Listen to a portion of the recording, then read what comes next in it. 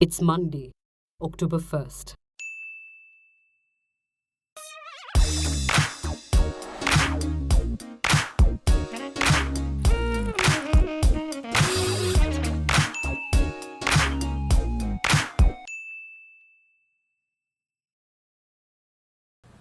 अध्यक्ष जी, हम पर एक आरोप लगाया जाता है कि हम पाकिस्तान के साथ बातचीत करने के लिए तैयार नहीं होते। ये पूरी तरह असत्य है। हमारा तो मानना है कि दुनिया के जटिल से जटिल मुद्दे केवल बातचीत से ही सुलझाए जा सकते हैं और सुलझाए जाने चाहिए। इसीलिए पाकिस्तान के साथ अनेक बार वार्ता शुरू की गई है। वार्ताओं के अनेक दौर भी चले हैं, लेकिन हर बार उनकी हरकतों के कारण ही वार्ता रुकी है।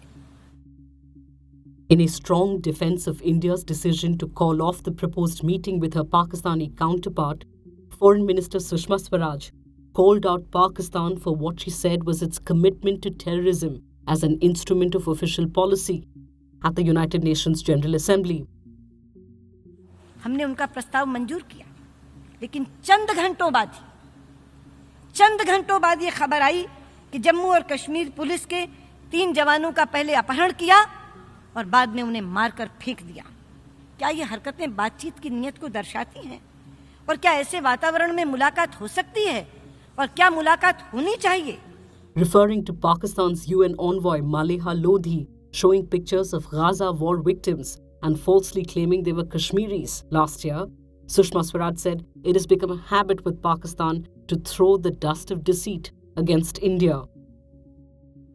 और वो देश केवल आतंकवाद फैलाने में ही माहिर नहीं है, बल्कि अपने किए हुए को नकारने में भी उसने महारत हासिल कर ली है। Swaraj also spoke of how the United States is familiar with Pakistan's duplicity. इसकी सबसे बड़ी मिसाल है ओसामा बिन लादेन का पाकिस्तान में पाया जाना। अमेरिका के इतिहास में 11 सितंबर 2001 की घटना सबसे बड़ी आतंकवादी घटना के रूप में देखी जाती है। इसीलिए उस घटना के मास्टरमाइंड ओसामा बिन लादेन को अमेरिका अपना सबसे बड़ा दुश्मन मानता था और पूरी दुनिया में उसे खोज रहा था। लेकिन उसे नहीं मालूम था कि खुद को अमेरिका का बहुत बड़ा दोस्त बताने वाले देश पाकिस्तान ने ही अपने यहाँ पनाह देकर उसे छिपा के रखा हुआ था। Meanwhile, dismissing Pakistan Foreign Minister Shah Mahmood Qureshi's claim that New Delhi facilitated the 2014 terror attack on a Peshawar school as preposterous and a despicable insinuation that dishonors the victims, Enam Gambhir, India's first secretary in permanent mission to the United Nations, said Qureshi's new Pakistan was cast in the mold of the old. Will Pakistan deny that UN-designated terrorist Hafiz Saeed enjoys a free run inside Pakistan, spews venom, and sets up candidates for electoral offices?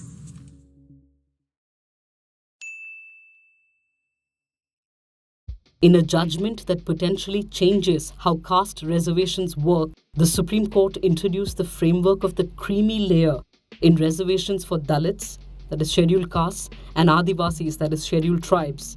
The creamy layer is a concept that puts an income ceiling on people availing of caste-wise reservations in government jobs and education. Till now, this was applicable for reservations under the other backward classes quota. Scheduled castes and scheduled tribes were excluded since it was argued that their backwardness was based purely on untouchability, for which economic improvement was not a remedy. Now, the move to shift scheduled caste and scheduled tribe reservations from one based purely on caste discrimination to economic criteria is a departure from how the issue has been seen till now, both by the courts as well as by experts. Even in the Indira Savni Supreme Court judgment of 1993, which directed the Union government to identify a creamy layer for caste reservations, saying that the exclusion of such socially advanced members will make the class a truly backward class, had clarified that this discussion is confined to other backward classes only and has no relevance in the case of scheduled tribes and scheduled castes. From politicians to those working in the field of social justice, a number of people have expressed concern over the Supreme Court judgment. P.S. Krishnan, Secretary in the Union Ministry of Welfare when reservation for OBCs was implemented in 1990, and an expert in the field of social justice, says Backwardness in the case of Dalits and Adivasis cannot be judged using the creamy layer framework, but is based on the fact that they are subject to untouchability. A person might even become a collector, he says, but has society stopped treating them as untouchables? BJP Member of Parliament Udit Raj told the Indian Express, in the present judgment, the Supreme Court has decided not to collect data of backwardness, which means scheduled castes and scheduled tribes are to be considered backward. Then how can we implement the creamy layer considering economic backwardness as a factor for reservation? Scholar Sukhdev Thorat was quoted by the Indian Express as saying, the application of creamy layer will defeat the very purpose of reservations and promotion. The economically better off scheduled castes will continue to face discrimination in employment. Currently, there are 11,000 complaints of discrimination in promotion filed by category A and B employees with the Scheduled Caste Scheduled Tribe Commission. With this decision, there will be less promotion and less people of reserved categories in higher ranks. This decision may also encourage the demand to implement the creamy layer criteria in the overall recruitment of scheduled castes and scheduled tribes.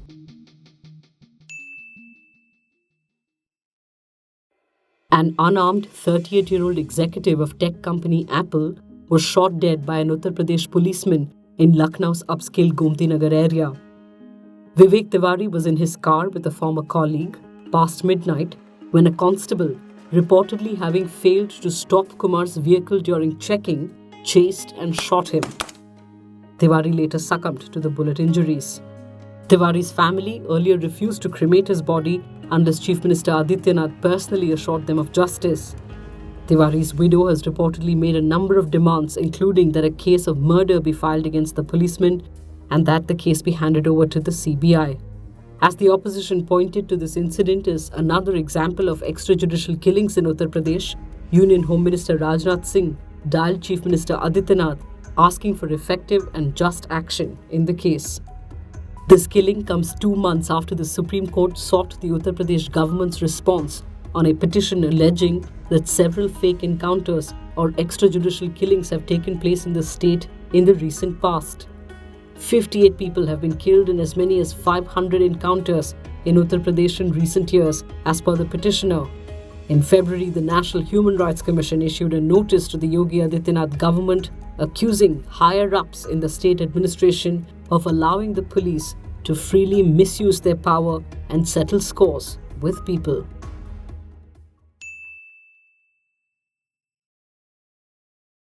Powerful aftershocks hit the Indonesian island of Sulawesi following Friday's major quake of 7.5 magnitude that triggered a tsunami. Waves between 5 feet and 10 feet of height swept in, flattening homes in its wake. The Indonesian Disaster Management Agency has pegged the death toll to be upwards of 800. Hundreds have been badly injured. The cities of Palu and Donggala have been worst affected. Electricity and communications have been down, making it difficult to get a proper assessment of the scale of death and damage, particularly beyond the cities.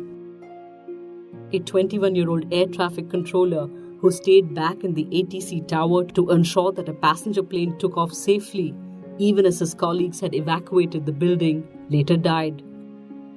For locals, Friday's devastation brought back terrifying memories from 14 years ago when a 9.1 magnitude quake off the coast of Sumatra triggered one of the worst natural disasters in recorded history. Impacting 14 countries, Indonesia was the hardest hit with 168,000 deaths. Indonesia sits on an active seismic zone, which is why the country has seen so many earthquakes.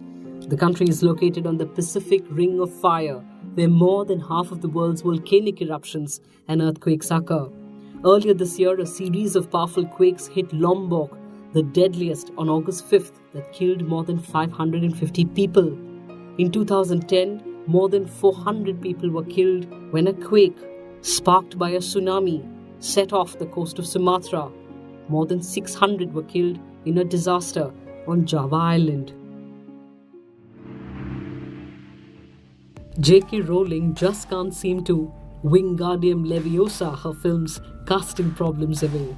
In case you missed it, the British author of the Harry Potter series has been in some trouble over her casting of a South Korean actress, Claudia Kim, as Nagini, Voldemort's pet snake in Fantastic Beasts: The Crimes of Grindelwald.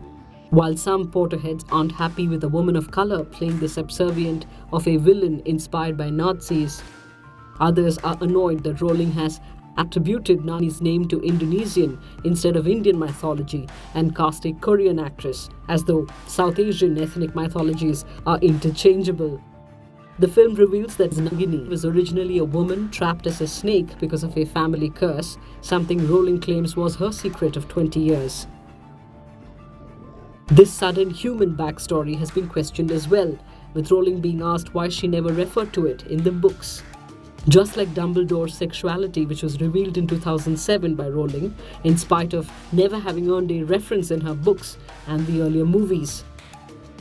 Both have earned Rowling criticism for retrospectively tweaking the original material to respond to allegations that the Harry Potter series isn't inclusive enough. Meanwhile, fans have also expressed outrage over the casting of Johnny Depp as Grindelwald in the film, despite domestic violence allegations against him by his former wife Amber Heard. Guess Rowling could really use a butterbeer. See you tomorrow.